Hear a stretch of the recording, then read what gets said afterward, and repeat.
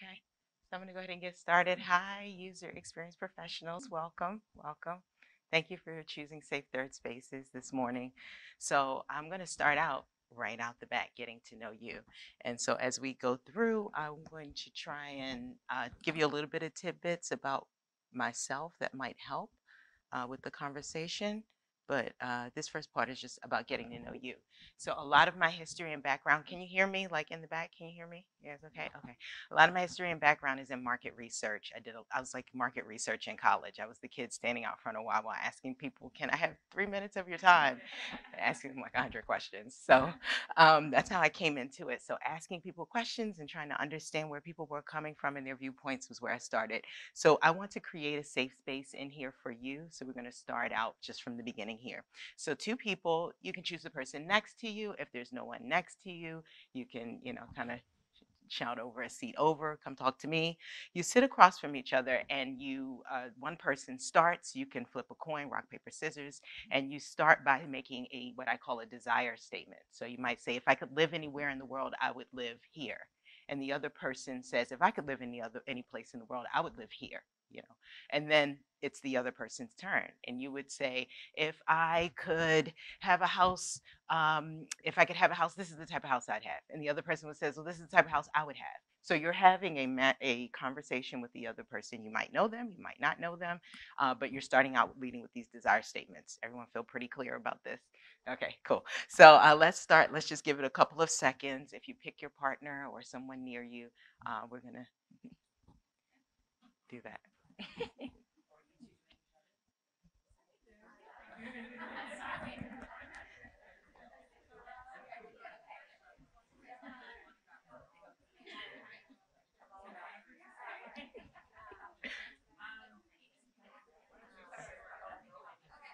Yeah.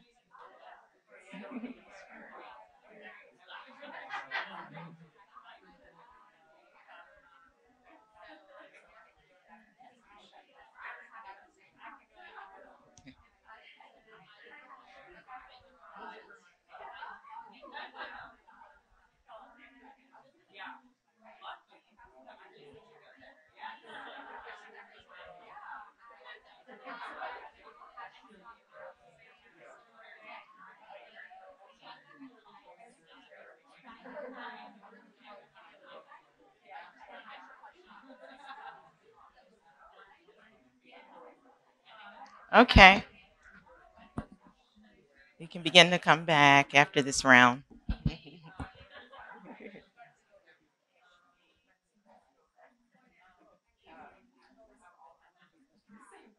Awesome. Awesome. Okay. Come on back. We'll get a chance to engage again. Yeah. Did everyone get to do at least 2 or 3 rounds of that? Did each group get to do 2 or 3 rounds? All right. Go ahead.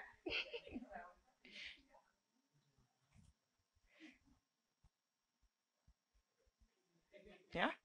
All right. Cool. So then let's take a look at some of the observations that may have just come out from that very short conversation with a stranger or a friend. So, how many rounds before there was maybe like a silent competition, right? Before there was sort of, oh, well, maybe that one up that we sometimes have. How many rounds before there was a mimicking? Before there was like, oh, yeah, yeah, me too, and there was, even if it's like, oh, I never even thought of that before this moment right here. And then sometimes depending on how long we've known each other, did we have any people that did it together that have known each other a period of time? Yeah. And so what we might ask is, was there maybe did it lean more one way or the other? Because it's a friend, you kind of want to build that rapport even more. And so those are some observations that we want to pick out just to identify in the beginning how we begin to lean one way or the other when we are interviewing or talking with people out in the world. So let's talk about the collective we. Do we have any military brats in the world, in the room? Nice, Kelsey. Anyone took dance classes as a kid? Wow, that could be a whole nother activity. Any high school athletes? Ooh. Child musicians or actors? All right, our performers, yeah. Fine arts majors? Okay, we're in the house. Overcame adversity of any type?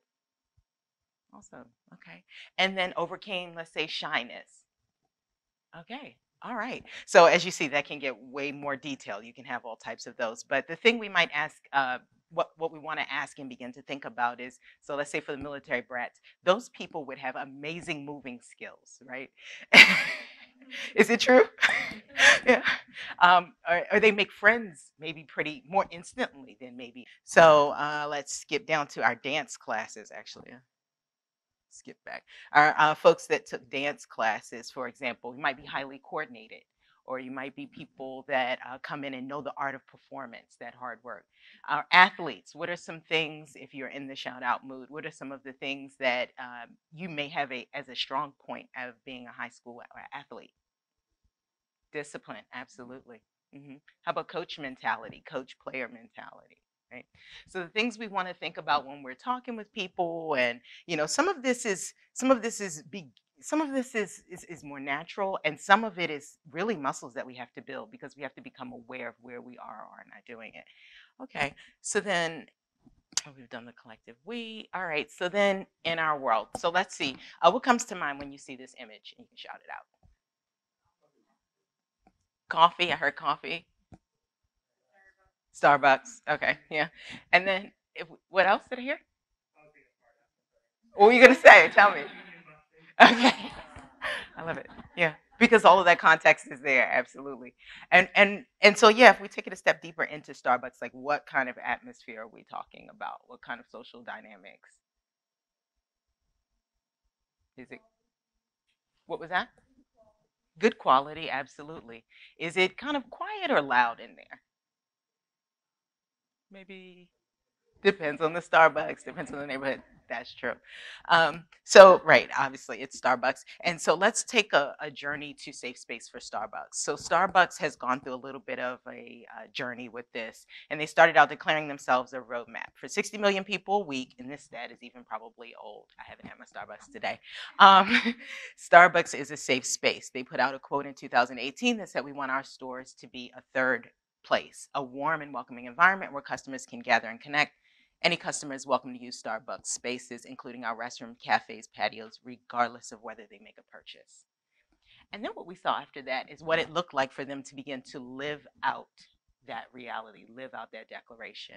They got into some sticky situations. We would see, my first experience of going into Starbucks, I saw a lot of diversity behind the counter. But then we started to see people, there was an influx of people inside just kind of hanging out, maybe in your favorite spot, maybe, all types of people, homeless people, students, people working, people taking meetings, lots of people taking meetings.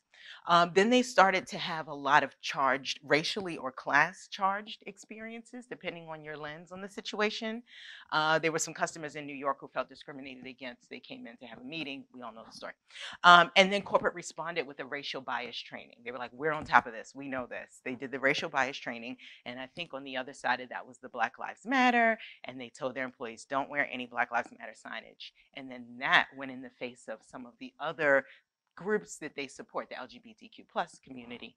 If I'm telling you things that you know, forgive me. But just to take you through the timeline. So then what we saw after that, I don't know if anyone noticed, their locations began to have a lot fewer minority presence because they wanted, a lot of people were doing a boycott. It might have been not have been as national, but there definitely was this, "We're not going to Starbucks" kind of thought process that was happening. And the company persisted. And now we're seeing kind of on the other side of it, I'm seeing things a little bit more integrated and kind of almost Starbucks normal, but they're also doing a lot of things like using their app, or they're having some, no cashiers here. You're just checking yourself out, which that's fun. I'm not going to make my own coffee. I'm not going to do it.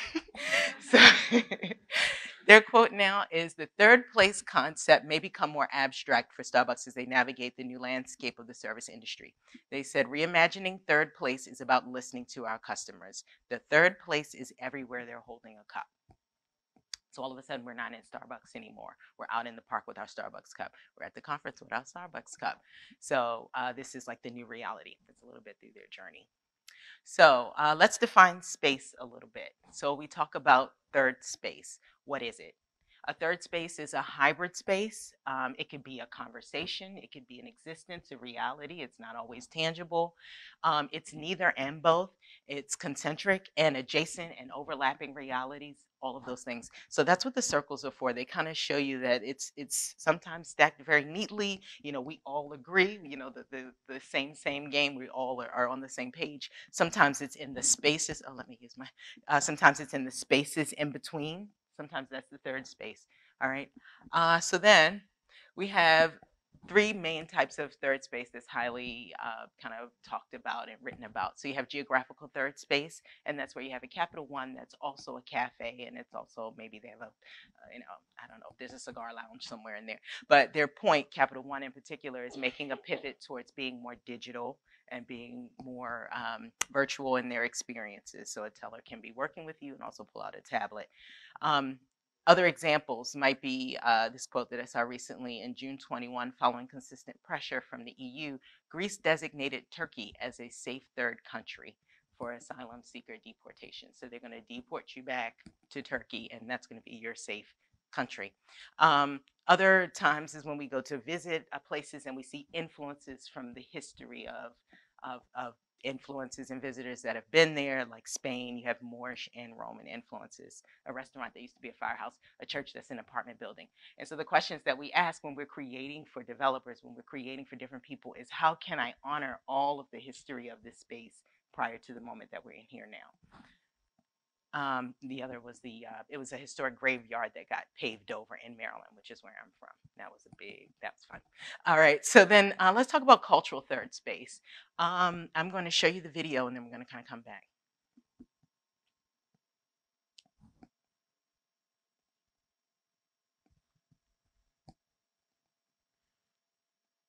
Is it going to cooperate?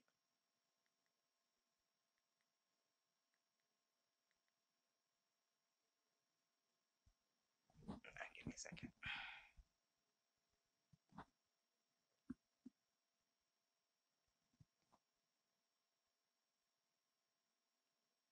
Probably a little patience.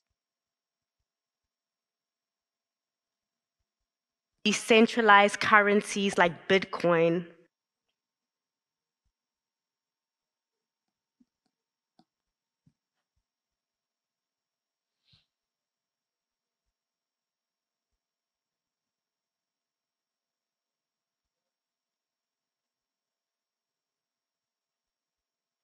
Think about decentralized currencies like Bitcoin. Okay, it hasn't loaded up. I'm gonna have to show you the video maybe more towards the end. I have it locally, but it will take us completely out of presentation mode. But she talks about safe third spaces and how when you have a merge of two cultures together, or you have a merge of the kind of the precipice that we're coming on right now, you have an awakening, you have a new viewpoint, you have a new way of looking at things. So remind me, I'll come back in the end and play it. So new narratives about race, gender, identity. There's a story about Henrietta Lacks. Anyone know who Henrietta Lacks is? Okay. So Henrietta Lacks was a woman who had a tumor, and the tumor just kept replicating. And so Johns Hopkins decided to study it. And when they did, they were able to create all types of vaccines, and the history of it really revolutionized the way that they, create healing, vaccines for us. And so it also was a shift, a third space, a cultural third space shift in science and medicine, because now there was this attention that needed to be paid to where do we get the samples? Like how often you donate something to science, it's gone. No one, And so now there is this: to what do we owe? Where did we get this? And so we're beginning to think in these ways as a society. Okay, so that's not going to load. We did that. All right. So then there's virtual third space. So of course there's these. So UXPA right now we're in a virtual third space. There's some people that are doing some aspects of this online. Of course we have the app.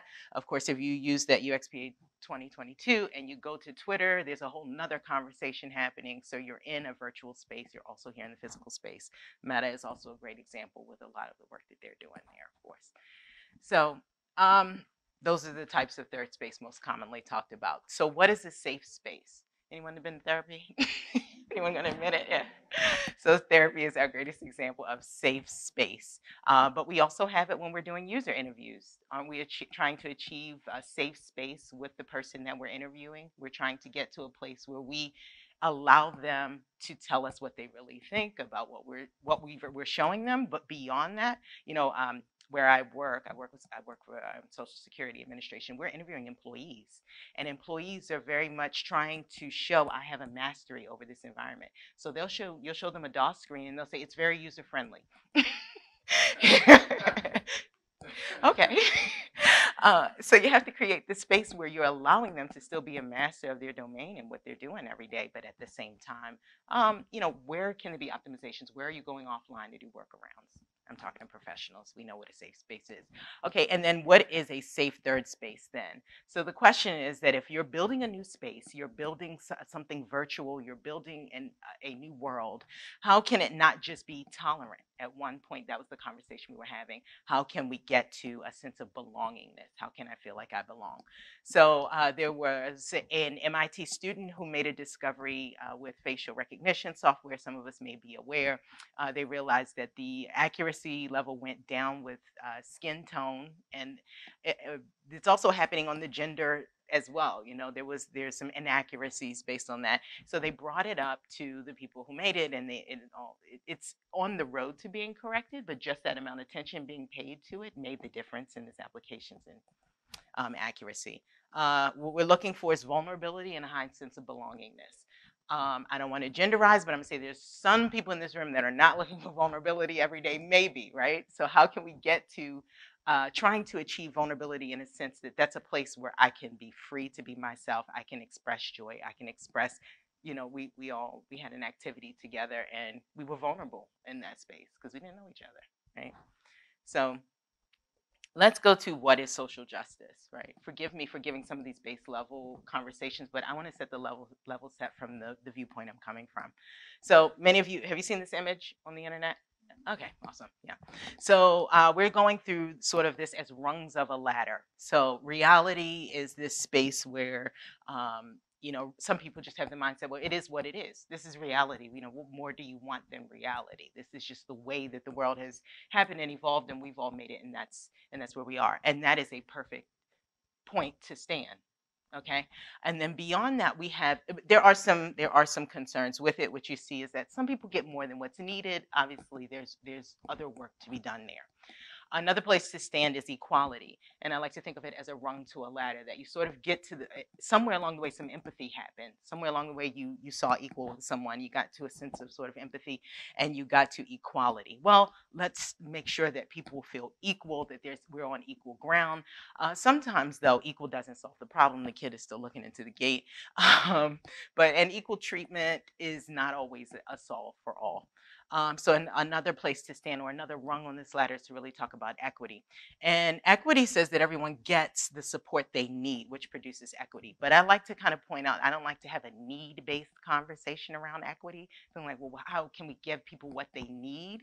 Because it creates this, you're giving something, or someone has to receive something in order for us to stand there. So I'm going to go deeper into that into a second. And then you have justice, which is, in this case, the gate was removed. That's not the only justice that could have been achieved. There are several different ways that justice could have been achieved. But in the work that we're doing, we're trying to get to justice. When we, launch an app, when we launch, an application, a web page, we really want to give that person a sense of justice from the pain points that they brought out earlier in our interviewing process. So let's look at equity, for example, for a moment. I have an evolving definition of equity, which is to value something that hasn't widely been recognized as valuable yet. So when we talked about where you're from, you're a military brat, you're probably a great packer. So if we were making a packing app, the military brats need to be at the top of our pool, because these people, this is just one way to look at it. These people are experts of this thing. Let's not create someone else to be it. Let's bring in the people who for years have been operating in this space. And it's a way of thinking. So this is the image. Anyone seen this image before? Okay. This is another one that's kind of common and going around. It's everyone wants to ride the bike but aren't able to. And so they kind of fix the bikes different ways so that it's kind of that's it, giving people what they need. That's the need conversation. But what I'd like to say is there's an evolution to it that we want to begin to do, and that is to look at the viewpoint. This person in the back has the viewpoint of the whole line in front of them. They're angled back and up, so they're able to even see a higher line of sight. They're more supported or protected on their bike. If they topple over, they might not hurt anything like I do when I fell off my bike. And the tallest person has a higher line of sight. So you get my point. There's different strong points that each person has based on their positioning, based on who they are. All right, I'm not going to show this video either, even though that one's on YouTube. If we have time at the end, we'll come back to it. It's an example of I was on a detail and I was able to make some videos about social justice and equity, and I shared them with my agency. They got a lot of high praise, but I'm talking about the same thing I'm talking about here. So now let's talk about optimizing for UX. What happened, the reason why I'm here talking about safe third spaces now is because I took a very basic UX process. You start out with defining the finite. How many people are going to be on my project? What's the budget? What's the timeline? These things that you can't change so much. And then you go out and do some contextual research. So with what I do, we go out and interview the users. We do contextual interviews. We might go just sit with the person and see how many monitors are they using? How many windows do they have open at a time? From there, I'll go back and create. My team, we create, we sketch, we talk about, we're having this great, moment where all of the ideas are coming in response to what we saw. We test it, and then we go out and then we sort of assess what we learned and create some findings. We present them to some product owner. Hopefully they're happy, maybe a business owner. Hopefully they're happy with what was created and the feedback that we got. And so what I found was that if you look at those rungs of the social justice ladder, they actually line up very well with the UX process. So if you take this defining finite, it's very much with like, it's reality. It is what it is. Let's not try and change this. And then you go out and do some contextual research. You're able to generate this empathy. We call them pain points. What is this person feeling? What is it? Where are they getting stuck? Where are they getting some sort of cognitive overload or pressure? And then we come back and we create. Sometimes when we create, we're creating from a place that if I were this person. And I'm going to introduce a new idea, which is not to make that person like us, not to lean into that mimicking like that game we played in the beginning, but to let them stand alone. Let us see them as they are. There's this term Ubuntu. You be you so I can be me. So leaning more into that. So we go back and we create though, and that's a sense of equality. That means I'm seeing this person sort of eye to eye. That's the idea there. I'm seeing this person eye to eye, not, I'm helping this person, they're in need. We're at zero in that you are just like me. I see your pain point to the point that you are just like me. I took a trip to Rwanda, which is kind of where this idea started. I took a trip to Rwanda and it was a mission trip. And while I was out there, I was like, yes, I'm going to help people. Not in the medical field, but yes, I'm going to go to this mission trip and we're going to do some medical things to help people. It was with a group, it was with a church group. And we ended up treating a lot of ringworm. And I was thinking, yes, we're really helping these kids. And as the kids were leaving and different people were coming in for different things that were ailing them, they were happy coming in. First of all, my big revelation, I wasn't changing lives doing this. I was changing me. I was the one being changed. Maybe here we would say, okay, well, you've just been treated for ringworm. You stay over here separate. Maybe the kids were going back out playing with the other kids. So the revelation for me was that I'm the one that should be changed from the experience. So in my mind, that was the contextual research, and coming out of it with this kind of equality. We are equal now. I've treated your foot with, whatever I have in this bag over here, but we are equals. And that was a new place to stand to create something new. So then we test it, and then we find out in there, is there any equity? Does this bring value to anyone? Is it either going to put money in their pocket or put them in the position to get some, or put them in a place to create value? Because it's not always money. Create value that is going to put them in a better position in life. And what we should be creating should be along those lines, not to preach at you. I know what it means to try and live that out in a reality. So then we assess our findings, and the question we're asking is, did I do that pain point justice? Does that make sense? Can I move on from there? Okay. All right, so another little game. There's a game called Weird to Me. You don't have to talk to your neighbor this time. What I'm going to do is I'm going to read this story to you. And every time you hear something that's weird to you, and that could just be, it's not your way, it's not what you would normally do, kind of raise your hand for me. This is a short enough story. So if you did yoga this morning, your hand might not be cooperating. All right. So Jan woke up this morning at 4:45 a.m. as usual, made breakfast sandwiches, and did drop-offs at the train station. They came back home and worked on a social media post for a side venture until dawn, and then took a walk around the neighborhood for an hour, got the exercise in. Jen came back home, hopped in their car, pre-ordered coffee by app, and picked it and the dry cleaning up. On the way back home, they stopped at Whole Foods to pick up a sushi roll for lunch. They came in, sat at the table that they use as a desk so they can see the birds land on the deck while they work, and signed onto the clock. Okay, so if you raised your hand sometime during that story, can you just raise it for me real quick so I can get a visual? Okay, great. All right. And so this is the practice that we're doing of really understanding where that is weird to me. That's different. If you've taken an improv class, it's one of the first things they sort of tackle. It's okay to say, this is not me. This is not how I do things. I actually don't understand it, but I want to understand you. So you can accept a person without them reflecting, is the message there. Okay, so let's look at our standard then of justice and what we're really talking about. This picture here shows that there are many, I'm just going to talk about my everyday life, which is there are many places where we want to connect with our member of the public, and that might be in their cell phone use, when they have consistent housing, that's like a touch point. We have similar family values, so when I'm creating the options on a demographic questionnaire, I can guess what the question should be because I'm basing it on my own mental models, and they've maybe held jobs for all of their quarters. But I'm positioning here that we're going into a world that's way more transparent and way more, if we want to increase their belongingness, we want to have touch points all the way along the way, not just at those points. So how can we connect with people who the only consistent work they had was under the table? And for where I work, it matters where you did work. They won't hold jobs long because of transportation issues, money issues, things that they needed to overcome. So thinking about where we're going to hold that line to try and connect with that user is what we're talking about here. So then we can begin to have more of a conversation here and talk about mitigating risk. And this is really just evolving and questions in progress. So if there's resistance to equity conversations, right, that's the risk. We're not going to talk about that here.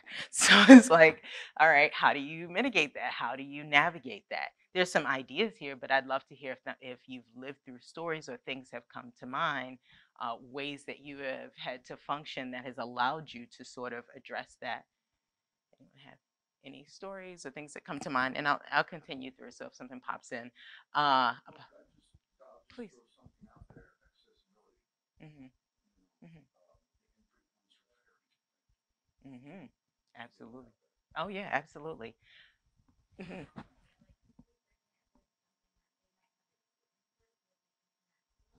Mm-hmm. Mm-hmm.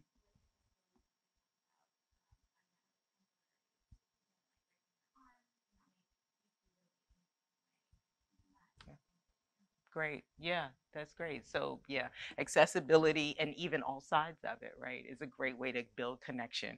Thank you, both of you. All right. The art and work of rebuilding trust. You have some people that are just not going to be open in that way because of what has happened in the past. They aren't going to trust any interviewer wherever you may helm. And so, how can hope and persistence, they're not very tangible, but they are ways of being. How can you rebuild that? How can you rebuild a personal, interpersonal trust with a user, with a member of the public, so that they are welcome, they are, open to giving you information and really connecting. It's not just about giving you information, it's about connecting and trusting you with their problem. Where do we draw the line? Some people are just like, okay, all right, that's great. We're going to do all these wonderful things. When's enough enough? And I think that's a conversation that people are having. And sometimes I'll say, well, let's try and be on the right side of history. But that's definitely like an after five at the, we went out to happy hour response. What response do you give when you're in the room with the project manager? Who's like, enough is enough. Don't bring me another user finding. Thank you. So I kind of created this thing where it's like you go out, you get the user feedback, but you have to give people something to do with it because they don't know what to do with all of that information. So you come back and you validate it, and that's what you use your product owner and your subject matter experts for, the people who are standing at the table to make decisions. And then once they validate and say, well, I guess that's valid, or sometimes they say, well, it's a training issue, but that's a validation, right? Once it's valid, then you can prioritize it or put it in the parking lot. And so that helps them have a path for the information so they're not just overloaded. Okay, policy and legal implications. Well, there's certain things if we say this bruises this group. If we say that bruises that group. That's another kind of risk or something to kind of prepare for, a conversation to prepare for. Getting stuck at reality or that equality level, that rung on the ladder, that really is it's valid. That it's a way to kind of it's something to think through. I think we're really close at time. And then helping people to accept someone else's pain, even if they don't see it. We want to see their pain and their pain points, but how do we work through that? And finally, just some things to think about. Be having an inquiring mind. What trends have you seen that sees other people as equals? Might be a conversation you have with a business owner. What habits can you identify that threaten belongingness? What apps or hybrids of older systems like the COBOL that are like hybrids of older systems and other worlds and ways of thinking, or, and then finally, how do you build justice seeking into a project's budget? So thank you for listening. That's all I have. I know we're at time, so not much room for Q&A, but we're not at time. Oh, okay, great. So, okay, good. Awesome. All right, great. Now we get to watch videos and go back and play. Okay. All right. So do we want to take a second, Kelsey, to do questions? And were there any questions or any engagements that people wanted to have around any of the things that we did? I mean,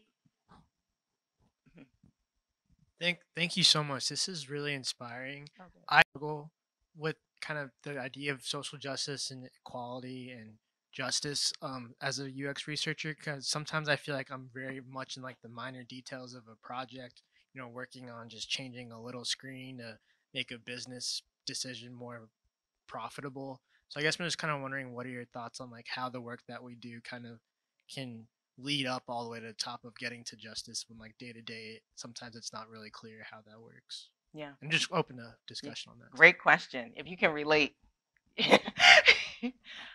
lots of repeating yourself. You may have if I have a user, actually a user feedback that is key enough, that's key to what their core vision is, I will drive that as far as I can, and I will repeat it in every room, and I'll try to validate it as many times, adding those on as I go. So you're right, people don't always see how the front end design has led back, but you're a psychologist in a way, you're an analyst, and so you sit really side by side, from my viewpoint, with the product owners and the decision makers for the project. A great dynamic is when your product owner trusts you. You're not going to overstep your product owner. They are the decision maker. In my world, that's the way it works. I know sometimes the dynamic is different, but if they can trust what you say, trust the feedback, trust that you create work products. That's another thing that you can do other than your screens. Create work products that you can provide for them as they are talking to their executives or uplines. Then they understand you are solid and where you're coming from, and then you build that trust. And I think it expands your voice. That's the first thing that probably comes to mind. I know we have other folks in the room that have a viewpoint on it. The goal is to really get to a conversation, though, where you're able to um, get findings kind of heard. Now the question is, if I could throw it back to you, do they allow you to do user research? Because that's another hurdle there. If not, they are okay. Okay. I'm in an agency role, so it's a little different, Hmm. but I can like give feedback and kind of give recommendations, and who knows if they'll take it or not. But I think it's just sometimes hard to see if it's going to lead to kind of the things that we're aiming for, Hmm. justice and equality and things like that. Sure. Yeah. Someone else wants to speak. No, I think that's really, really important. I'm also agency Okay. and have the same struggles, and I think a lot of times it's hard too, because you kind of have to be a little bit vulnerable, um in especially if you're not in a space where people might not be on the same thinking as you, or and you really have to like push for a certain finding. But it is hard. Like agency, sometimes we don't see the end of a project, so you kind of just cross your fingers and hope. But I feel like at least on those like longer projects where you do have like a relationship with client, or a strong relationship with your clients, and you build that level of trust, then you can kind of see that out a little bit more. But it's not easy. It's not easy. Thank you. Thanks for addressing that. And it actually jogged my memory. And Kelsey, I think there's another hand up front too. It jogged my memory that another thing to do is like she said, there's a short story and a long story. So for that one project, you might not have a win, but if you could get that agency to develop a database of feedback, a database, then you help them create personas and things that they can take forward to kind of guide that conversation a little bit more. Even just establishing UX goals in the is major if you can get them to do it. Yeah,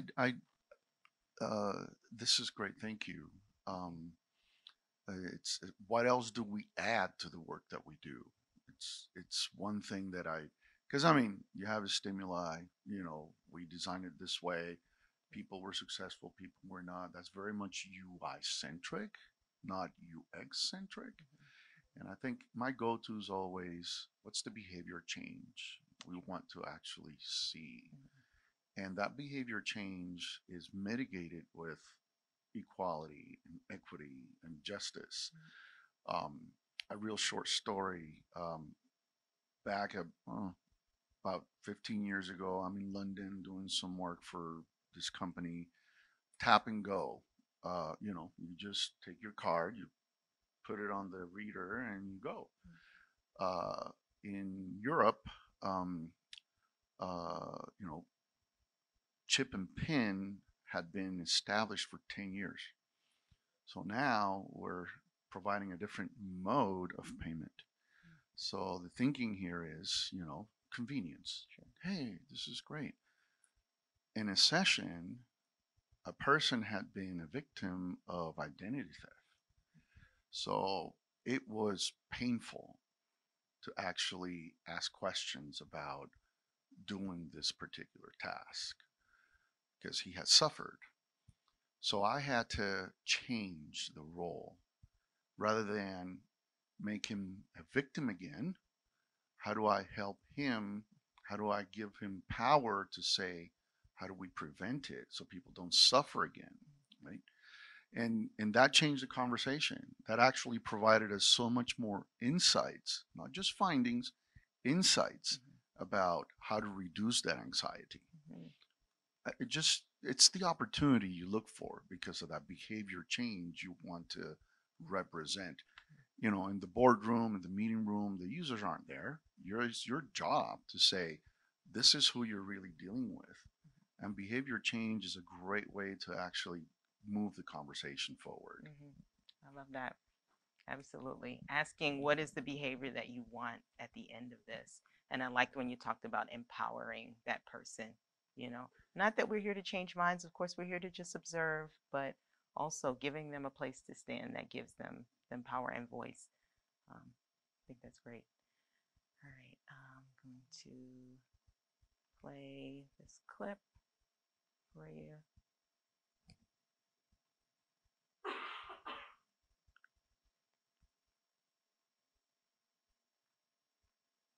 And I'm going to move it over here, I guess.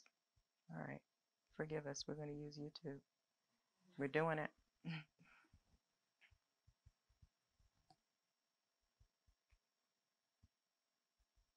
Borders closing just as social media is opening them. Uber blurring national boundaries just as government is defining them ever so rigidly. Let us be clear. Statism, natism, identity, and nationalism are in the midst of a comeback. In 1989, the year I was born, there were 15 border walls in the world. Now there are 77 and counting. This tension is creating a new opportunity for possibilities in which to initiate a new narrative and a new response. And in my world, that response represents a third space. Borders closing just as social media is opening them. Uber. That's just a clip. If you want the full video, I'm happy to give you the link to it. It's a very great video, only 15 minutes long, but she goes into the impact of cultural third space and the shifts and opportunities that are available to us then. So then if we do have time, I'd like to go back then and talk about kind of sped up at times where I could have slowed down. So, but what's important the most from my viewpoint is this mitigating risk and how are we going to bring it to life? Because to have the idea that you want to create a safe third space at work for yourself or have a safe third space for a user, living it out is a different reality, as we saw with the example with Starbucks. So how can I, all right, this is not in the right mode. I'll present it again. All right. So when we're talking about mitigating risk, let's go back to that. Are any of these realities that people have actually lived through or conversations that they've had? And if not, these are examples from my world. If they're not, what are some of the examples? The gentleman here gave us an example. I'm in an agency. They kind of have me creating sometimes more front end UI heavy.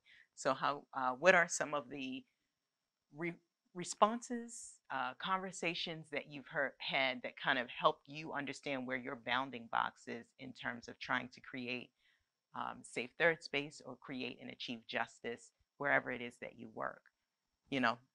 The question of budget, it's on the other screen, but that's a big one. you know how do you develop a budget for that? How do you identify a user base? I gave this talk to a group, AIGA, if you're familiar, the graphic design group, and we did a small talk just about how the price of art is changing. There's a shift in the cost of art and who's buying art. Very much a kind of a cultural or trendy conversation. So how can you help product owners, decision makers understand this user base is either their budget? Sometimes that's the conversation, to understand that this is a customer we're not seeing. Sometimes the conversation is this matters to you as well. Here are some places, like you said, the example of the person who has broken their arm before. They know what it means to not have something optimized for them. How can you bring that to the conversation? How can you help them understand? Everyone understands what it means to have not always been. I mean, if you have an MVA website in your state, it's usually pretty bad. Anyone have a good one? Something that I see a lot is research. You can use tools unmoderated, you can use tools remote, but how do you get deep?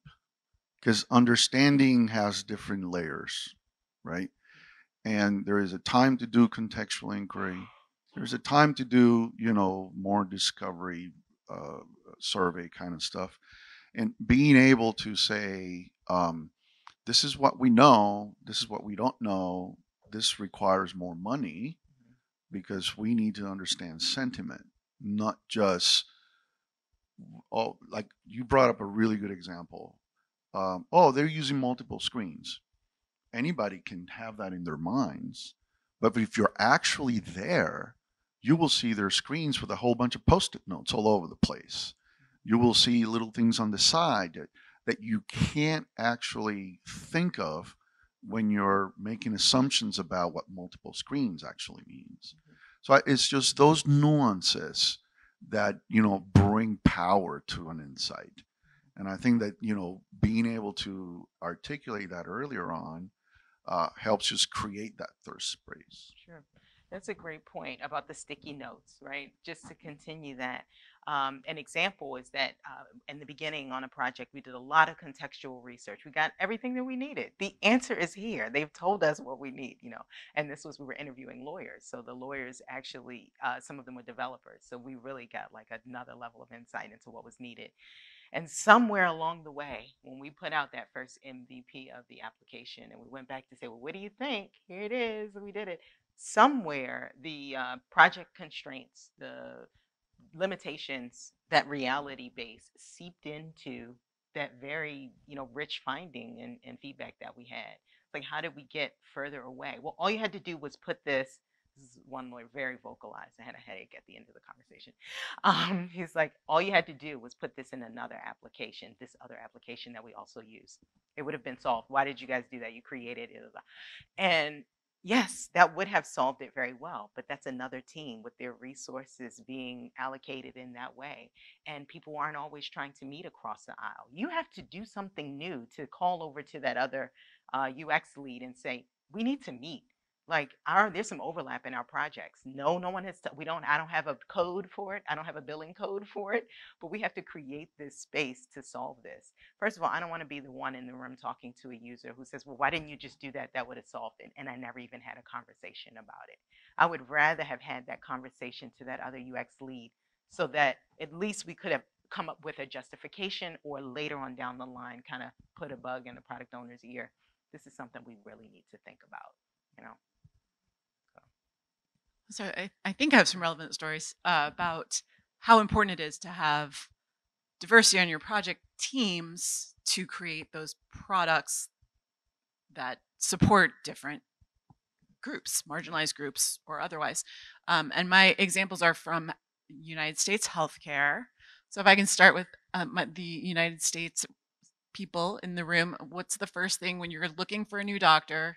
Your first question is, do they take my insurance? Thank you.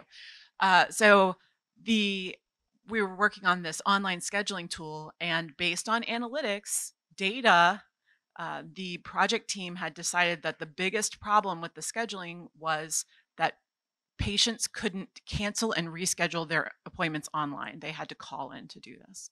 And that was the problem they wanted to address. And having done their research for 3 years, like I was the one listening to the actual people, I said, no, insurance and beyond that cost, right, is the one thing that they're going to look for. They're not even going to come to your site. And they didn't have that data field, right? So you couldn't find that out. And I was able to point out that in the room, guess what? The room was 75% male, who traditionally do not make the healthcare decisions in a family, right? They don't do that legwork. And every person in the room was employed by a hospital system.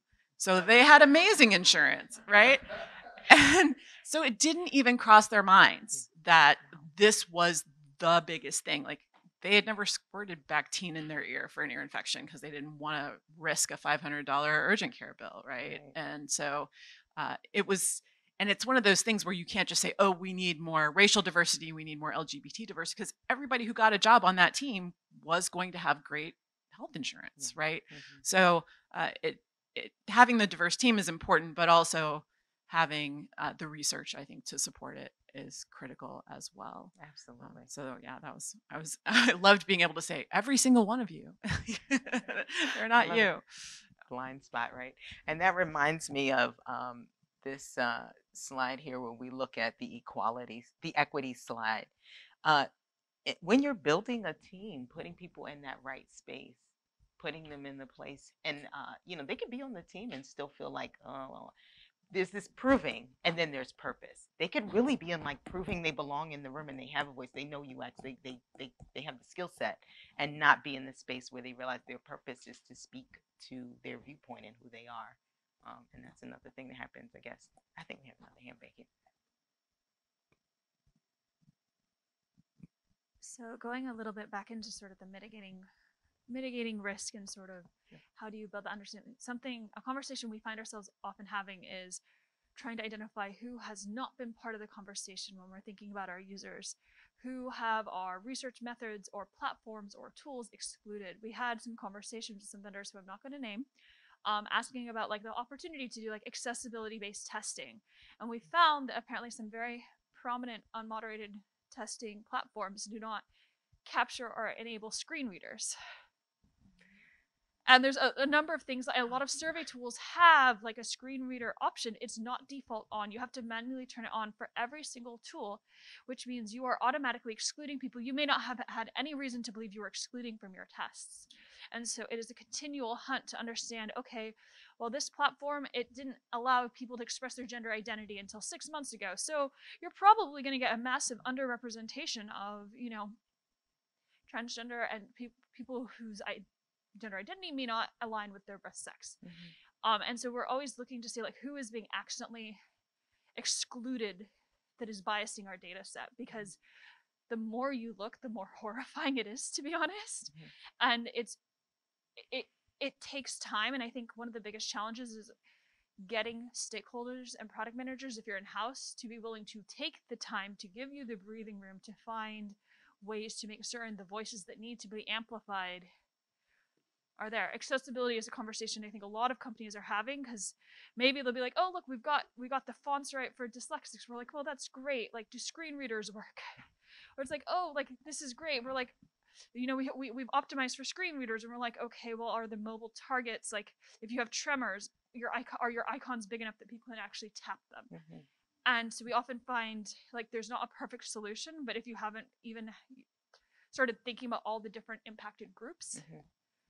you're excluding people. Then of course when you get to the intersectionalism of, okay, well, this is underrepresented minority who also has these, like, they may not have the same access to some assistive technology, like, it's an additive thing. And so being aware that some of our default tools, I think, for helping us gather user data are in and of themselves accidentally exclusionary is something we have to be very mindful of. Absolutely. Thanks for bringing that out. It's a major part. How do we know what we don't know, right? And so very often, like, there are some applications that out the box are going to fail 508 or accessibility. They just aren't going to. And so how do you get to that place where you're kind of raising awareness? One thing is not collecting data for data's sake. Sometimes we're collecting demographics at the beginning of user experience round that isn't even matched to the actual interview that we're doing, let alone the end result of the data that we're reporting forward to someone. And sometimes there's this idea of creating categories and like boxes. And then we created these boxes and then we're like, well, the boxes don't work. Well, let's just shove it in this box. And it's like, well, why did we create a box? Do we need to only cater to this public because we have the representation of them here in this survey, the evidence of they're in the room? Or should we always kind of be on mindful? It's just a mindfulness, not to go too yoga on you, but it's just a mindfulness that we need to be able to cater everyone that comes in the room. The boxes matter later. What categories and where they kind of hit matter later. And for some people it may be like, that's daunting. Anyone feeling like, wow, that feels like a lot? That would be honest. That would be honest. It feels like a lot because you feel like you're trying to get it right. And really the reason why it's a safe space is not just for those people we're trying to service, but for you as well. That's the person at the helm. You need to be able to ask questions and feel like you're in a safe environment that you can have things answered. Someone looked at the video with the gate and they were like, oh, I didn't even realize that the gate was gone at the end. Like, they just didn't even realize, you know, it has to be safe. We have to be learning and vulnerable and in here together. So, Desi, your hand? Okay. Yeah. So I think this is a question, and it might just be a rant or a ramble, so I apologize in Go for advance. it. But I've attended a couple of these kind of inclusive panels over the last couple days, and what my mind keeps settling on is the role of cybersecurity and UX for populations that aren't typically considered, particularly aging populations and neurodivergent populations like folks with ADHD. Sure. And let's see, where was I going with that? No, I actually did lose my train of thought. I apologize. Give me a second.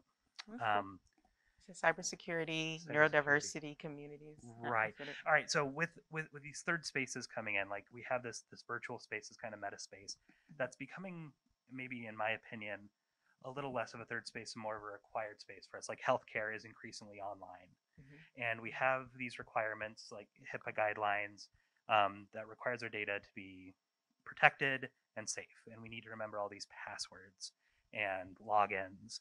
And how do we, and if there's any research on this, I'd love to know. And this is kind of my big question, is like, what can we as UI UX folks do to help better serve these communities and still be in line with what's required by cybersecurity laws and best practices? Sure.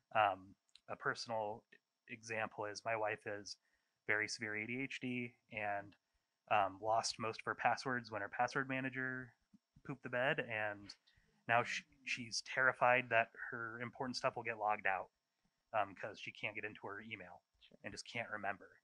And that seems like a big gap that is preventative for folks to be able to fully engage in life. Sure. And any thoughts or ruminations on that from the audience, and that is welcome, because I think it's something that needs to be fixed. Absolutely. It's definitely a relevant conversation. Where are we forcing a process?